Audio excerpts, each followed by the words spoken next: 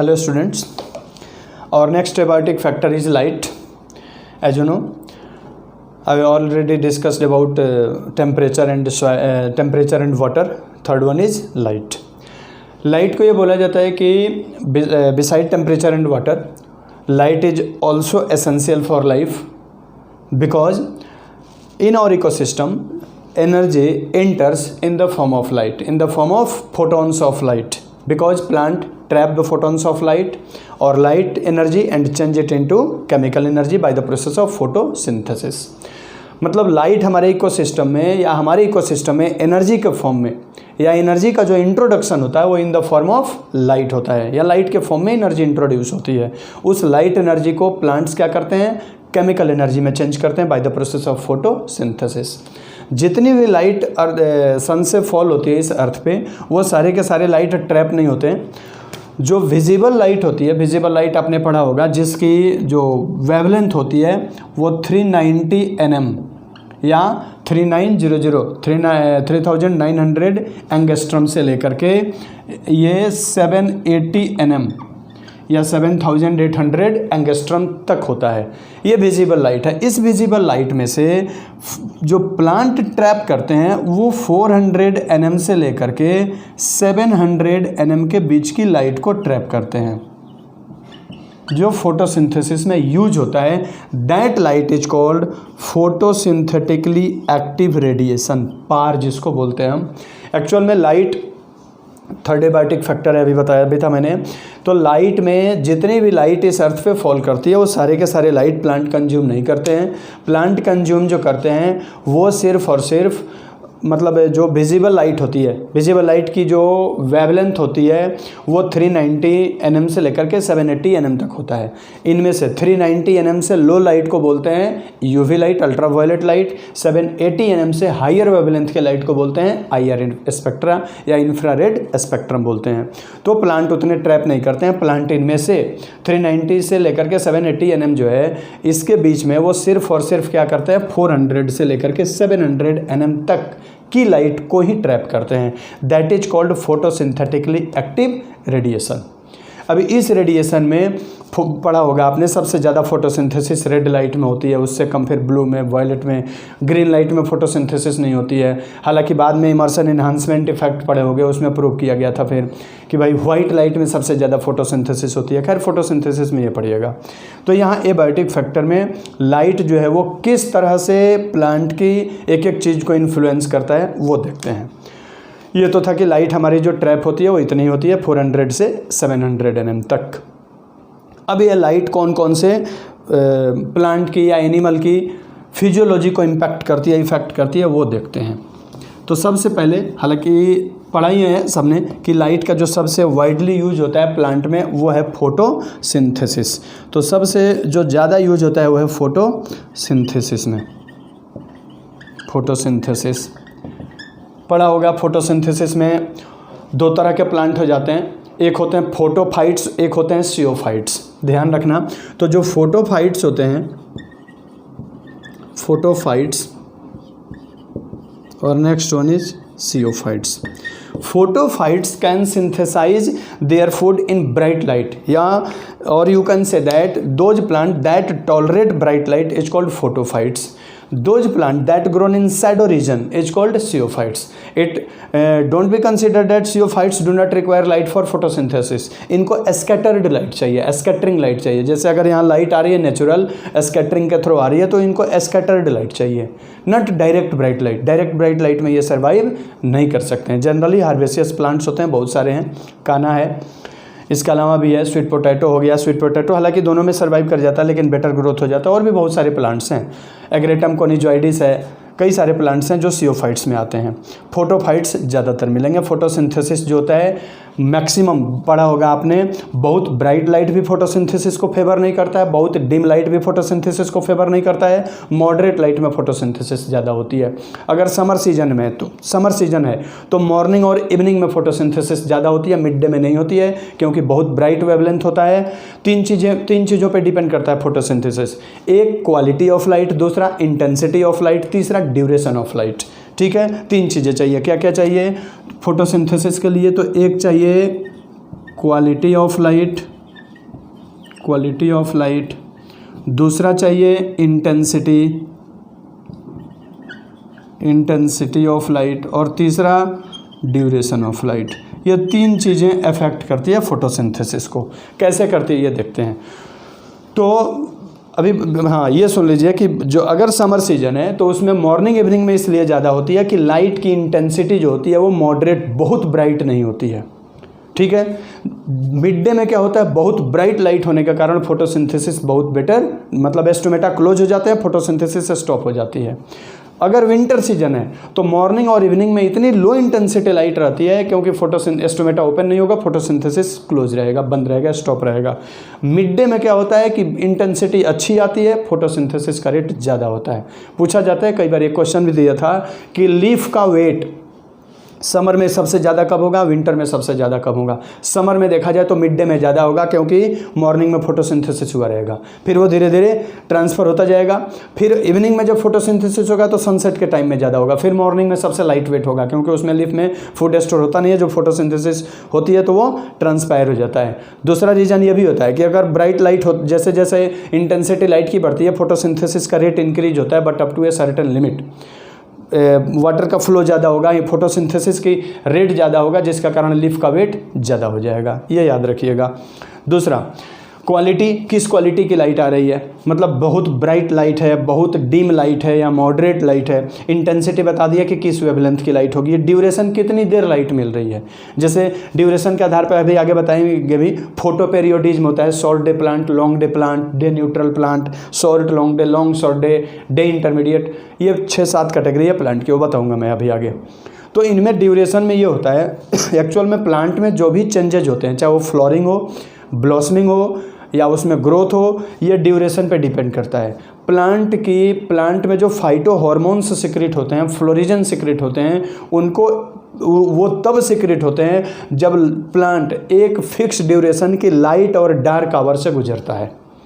मतलब अगर short day plant है तो या लॉन्ग नाइट प्लांट है तो उसको डे आवर कम चाहिए, लाइट ड्यूरेशन कम चाहिए, डार्क का ड्यूरेशन ज़्यादा चाहिए, जिसका कारण उसमें फ्लोरिजन हार्मोन सिक्रेट होगा और फ्लोरिंग शुरू हो जाएगा। That's why they are called short day plant. उनको शॉर्ट ड्यूरेशन की लाइट चाहिए। लॉन्ग डे प्लांट उल्टा होता है, उनको लॉन्ग ड्यूरेशन की लाइट चाहिए और शॉर्ट ड्यूरेशन की डार्क फेज चाहिए, तब उसमें फ्लोरिजन हार्मोन सिक्रेट होगा, फ्लोरिंग होगी, रिप्रोडक्शन शुरू होगा। तो इसी आधार पर इनको डिवाइड किया गया है ड्यूरेशन। तो ये फोटोसिंथेसिस को डिटरमाइन करते हैं, इसके अलावा रिप्रोडक्शन को भी डिटरमाइन करते हैं, ग्रोथ को भी करते हैं, पिगमेंटेशन को भी करते हैं, कई चीज़ों को करते हैं। तो ये फोटोसिंथेसिस ब्रॉडली 2 कैटेगरी हो जाती है, फोटोफाइट्स और सियोफाइट्स। फोटोसिंथेसिस के बाद दूसरा भी बता रहे थे ग्रोथ। तो ग्रोथ में ये देखिए, ग्रोथ में कई प्लांट अभी बता रहे थे कि बहुत ब्राइट लाइट में उनमें ग्रोथ अच्छी होती है और कुछ ऐसे होते हैं जिनमें मॉडरेट लाइट या डिम लाइट में ग्रोथ ज़्यादा अच्छी होती है।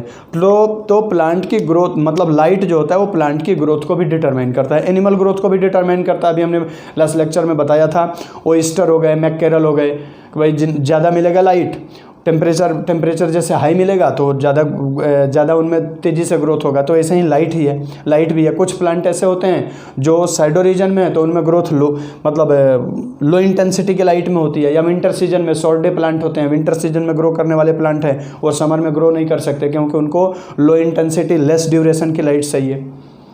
दूसरे ऐसे होते हैं जो समर सीजन में, जैसे रबी, खरीफ, जायद 3 कैटेगरी बनाई जाती है। तो जो जायद होते हैं वो समर सीजन या मतलब समर क्रॉप्स कहलाते हैं, जैसे पंपकिन्स हो गए या कुकुम्बर हो गए, तरबूज, खरबूज हो गए।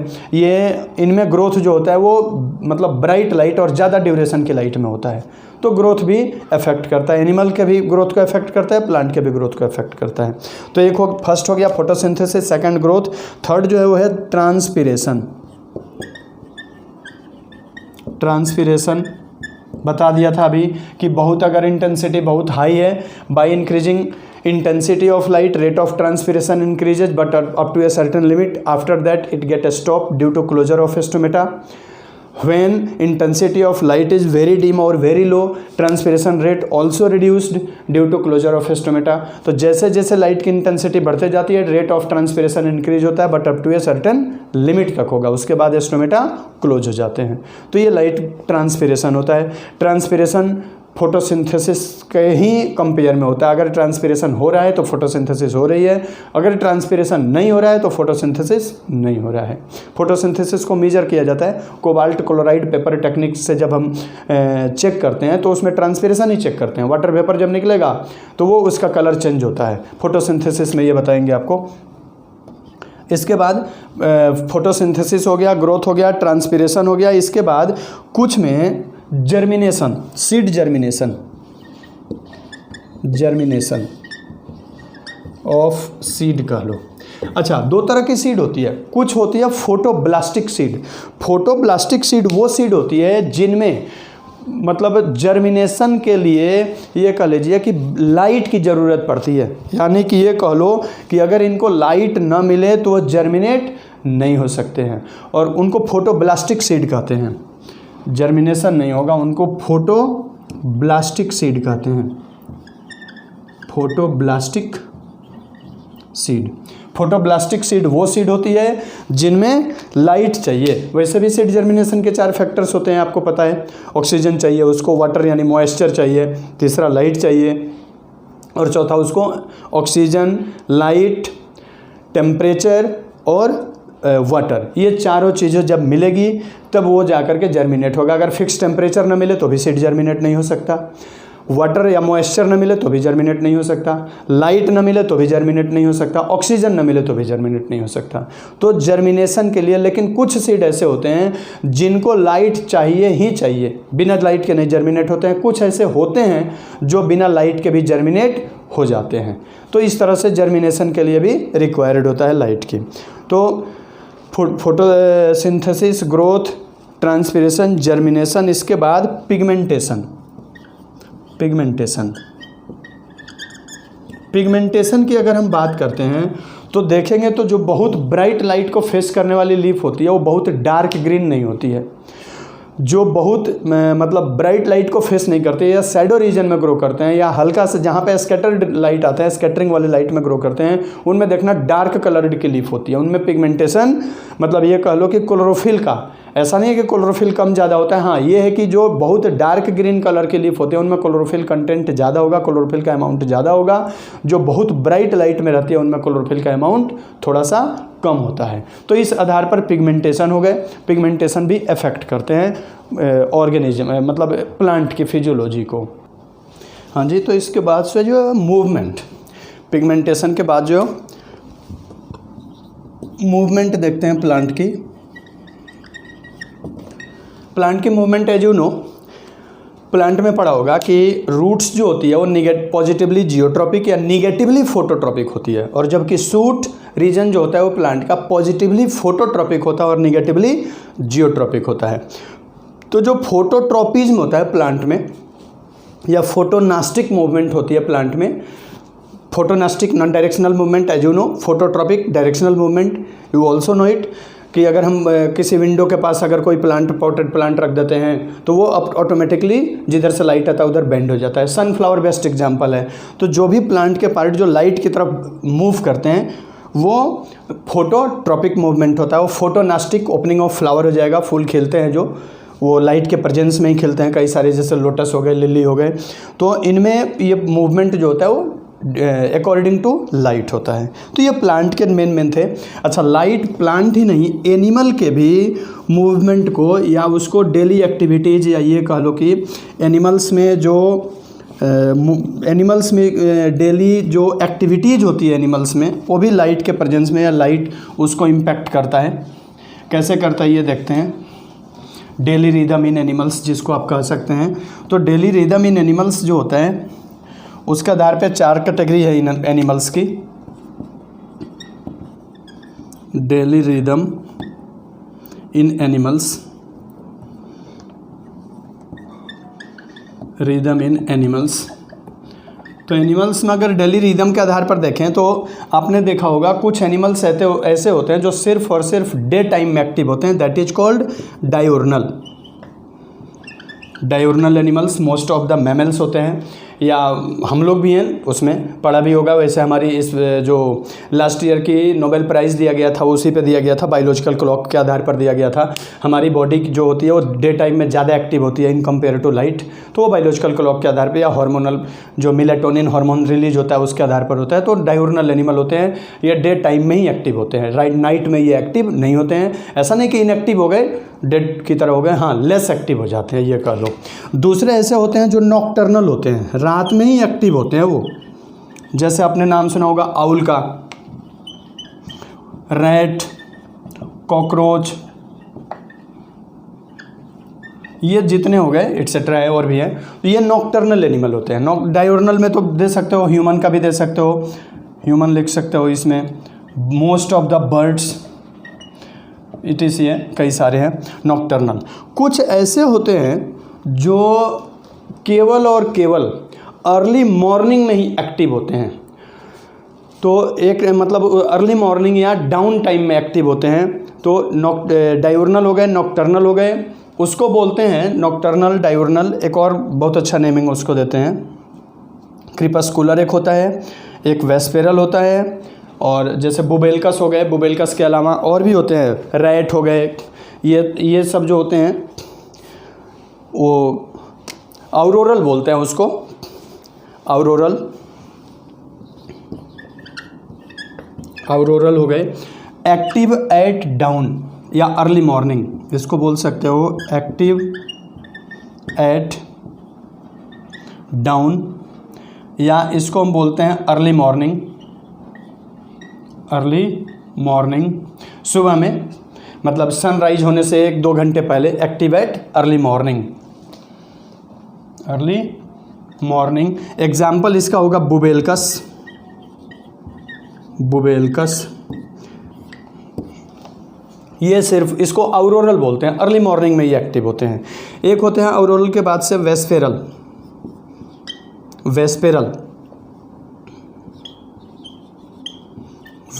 जो होते हैं एक्टिव एट डस्क या after sunset, active at dusk या सनसेट के बाद ही एक्टिव होते हैं। इसके तो एग्जाम्पल हो जाएगा रैबिट हो गए। ये जो होते हैं वो इनको बोलते हैं वेस्पेरल। एक होता है crepuscular, active at both dawn and dusk, active at dawn यानी अर्ली मॉर्निंग एंड डस्क यानी आफ्टर सनसेट। तो इस तरह से 4 कैटेगरी हो जाती है, 5 कैटेगरी इनकी एनिमल्स की। डायurnal हो गए, डे टाइम में एक्टिव होते हैं, नॉकटर्नल नाइट में एक्टिव होते हैं, ऑरोरल एक्टिव एट डाउन यानी early morning, early evening, after sunset या इवनिंग, और ये बोथ मॉर्निंग एंड इवनिंग। तो इस तरह से 4 कैटेगरीज डेली रिदम के आधार पर एनिमल्स की होती है। प्लांट में एक और अभी हमने बताया था फोटोपेरियोडिज्म में लाइट के आधार पर ही है वो photoperiodism. All the changes that occurs in plant in presence of light is called photoperiodism, या ये कह सकते हो कि light also change the periodic activities of plant like photosynthesis, respiration, seed germination, और you can say that reproduction, ये तमाम flooring, सारी चीज़ों को एक्टिव करता है। तो उस चीज़ को हम बोलते हैं फोटोपेरियोडिज्म। तो फोटोपेरियोडिज्म के आधार पर प्लांट को अभी हम बता रहे थे, उसका नाम बता देता हूँ मैं। फर्स्ट जो होते हैं वो हैं शॉर्ट डे प्लांट, SDP, या इसी को बोलते हैं long night plant. Those plant that required less amount of light than critical day length 9 to 10 hours की होती है। उससे कम आवर्स की अगर इसको लाइट की ज़रूरत पड़ रही है फ्लोरिंग के लिए तो उसको शॉर्ट डे प्लांट बोलते हैं। जनरली रबी क्रॉप के प्लांट या विंटर सीजन में ग्रो करने वाले प्लांट आते हैं इसमें। दूसरे ऐसे होते हैं जो लॉन्ग डे प्लांट होते हैं, या इनको बोलते हैं शॉर्ट नाइट प्लांट। ये क्रिटिकल डे लेंथ से इनको ज़्यादा लाइट की आवश्यकता होती है, जनरली 9 से 10 आवर्स से ज़्यादा इनको लाइट की ज़रूरत पड़ती है, उसको लॉन्ग डे प्लांट कहते हैं। और कुछ ऐसे होते हैं जिनमें लाइट आवर डिपेंड ही नहीं करता, वो कभी भी फ्लोरिंग कर लेते हैं, तो उस तरह के प्लांट को हम बोलते हैं डे न्यूट्रल प्लांट, DNP मेज हो जाते हैं इसमें। तो ये प्लांट ऐसे होते हैं जिनके ऊपर फोटो मतलब फ्लोरिंग के ऊपर लाइट का बहुत ज़्यादा रोल नहीं होता है, इसलिए इनको हम डे न्यूट्रल प्लांट बोलते हैं। इसके बाद एक होते हैं short long day plant. Short long day plant ये ऐसे होते हैं जिनमें फ्लोरिंग के लिए तो मतलब शॉर्ट डे की ज़रूरत पड़ती है, लेकिन ब्लॉसमिंग के लिए लॉन्ग डे की ज़रूरत पड़ती है। इसके ठीक उल्टे ऐसे होते हैं जो लॉन्ग शॉर्ट डे प्लांट, इनको चाहिए क्या, तो लॉन्ग डे चाहिए फ्लोरिंग के लिए और शॉर्ट डे चाहिए ब्लॉसमिंग के लिए। और एक होते हैं intermediate day plant. Intermediate day plant ये ऐसे होते हैं जिनको एग्जैक्ट क्रिटिकल डे लेंथ के अमाउंट में ही लाइट चाहिए, ना तो उससे कम चाहिए ना तो उससे ज़्यादा चाहिए। तो ये थे फोटो पीरियडिक चेंजेज के आधार पर प्लांट के टाइप्स। इसके बाद से अगर हम देखें तो लाइट जो है वो एक्वेटिक लाइफ को भी बहुत ज़्यादा इफेक्ट करती है। एक्वेटिक लाइफ को अगर देखें तो लाइट इतना ज़्यादा इन्फ्लुएंस करता है। अगर हम किसी भी एक्वेटिक या जनरली जो मतलब क्या कहते हैं ओशन या सीज की लाइफ है, वो लाइट के ऊपर कैसे डिपेंड करती है ये देखते हैं। कुछ प्लांट ऐसे होते हैं जो मतलब सैलो वाटर जोन में पाए जाते हैं और कुछ ऐसे होते हैं जो डीप वाटर जोन में पाए जाते हैं। तो कुछ ऐसे प्लांट है, जैसे ये मान लो सपोज दैट पानी हो गया, वाटर का लेवल हो गया, तो इस रीजन को बोलते हैं सैलो वाटर जोन। ये रीजन जो है सैलो वाटर जोन में आता है, सैलो वाटर जोन। और ये जो है वो डीप वाटर जोन है, ये पूरा का पूरा।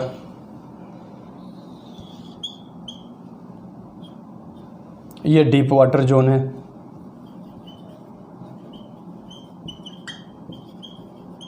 तो जो सैलो वाटर जोन होता है, यहाँ पे लाइट अगर देखें तो 100% लाइट आती है। जो सनलाइट आती है वो 100% पहुँचती है यहाँ पे। अब जैसे जैसे हम नीचे जाएंगे तो यहाँ ऊपर वाला जो रीजन जहाँ सैलो वाटर जोन होता है, इसको बोलते हैं हम लिम्नेटिक जोन। ये रीजन जो होता है यहाँ से लेकर के ये सैलो वाटर जोन जो होता है, that zone is called limnetic zone. इसको बोलते हैं लिम्नेटिक जोन। और जो आगे का जोन होता है, जो डीप वाटर जोन होता है, इसको बोलते हैं लिम्नेटिक जोन हो गया। ये ओपन लेंटिक और limnetic, limnetic water zone, लेंटिक water zone, littoral zone बोलते हैं इसको, हमने उल्टा बोल दिया सॉरी। इसको बोलते हैं लिटोरल जोन, इसको बोलेंगे लिटोरल जोन। और जो ओपन वाटर जोन होता है, जहाँ पे पूरा डीप पानी पाए मतलब डीप वाटर होता है, इसको हम बोलते हैं लिम्नेटिक जोन। ये पूरा का पूरा जो जोन होता है, ये यहाँ से आप ये कह लो लिम्नेटिक जोन। लिम्नेटिक जोन होता है ये पूरा का पूरा, ये पूरा डीप वाटर जोन होता है। लिम्नेटिक जो जोन होता है ये डीप वाटर जोन होता है। अब इसमें देखो, जहाँ तक लाइट 100% पहुँच जाती है उसको बोलते हैं फोटिक जोन। तो फोटिक में भी दो हो जाते हैं, एक होता है यूफोटिक, एक होता है डिस्फोटिक। जहाँ 100% लाइट पहुँच रही है उस जोन को हम बोलते हैं यूफोटिक जोन। और जहाँ पे सैलो वाटर मतलब हल्की सी ट्वी लाइट कह लो या बहुत लो वेवलेंथ की लाइट पहुँच रही है, उसको बोलते हैं डिस्फोटिक जोन। तो ये जहाँ पे 100% लाइट है इसको तो बोलेंगे euphotic zone, euphotic zone. Generally ये 20 मीटर से 80 मीटर तक होता है। लगभग 200 मीटर तक लाइट पहुंचती है, लेकिन लो वेवलेंथ की लाइट पहुंचती है, इसको बोलते हैं डिस्फोटिक जोन। डिस्फोटिक जोन ये लगभग 200 मीटर तक होती है। इसके बाद जहाँ लाइट नहीं पहुँच पाती है, डार्क जोन होता है, परपेचुअल डार्क होता है, that is called profundal zone. इसको बोलते हैं प्रोफंडल जोन। और जो बॉटम होता है 100% लाइट, यहाँ भी मतलब कंप्लीट डार्क जोन होता है, इसको बोलते हैं बेंथिक जोन। समुद्र का बॉटम होता है ये। प्रोफंडल भी डार्क जोन होता है। तो इस तरह से अगर देखा जाए तो 3 जोन हो गए। एक जोन हो गया फोटिक, दूसरा हो गया प्रोफंडल जोन, और तीसरा हो गया बेंथिक जोन। तो 3 जोन होते हैं जो लाइट को क्या करते हैं, मतलब लाइट की पेनिट्रेशन के आधार पर होते हैं। इसको प्रोफंडल को हम अनदर लैंग्वेज में एफोटिक जोन भी बोलते हैं, इसको एफोटिक जोन या प्रोफंडल जोन। अब इसमें देखा जाए तो पानी में एक चीज़ ध्यान रखिएगा, पानी के अंदर सबसे ज़्यादा पेनिट्रेटिंग पावर जो होता है वो ब्लू लाइट का होता है। रेड लाइट का पेनिट्रेटिंग पावर पानी में बहुत ज़्यादा नहीं होता है।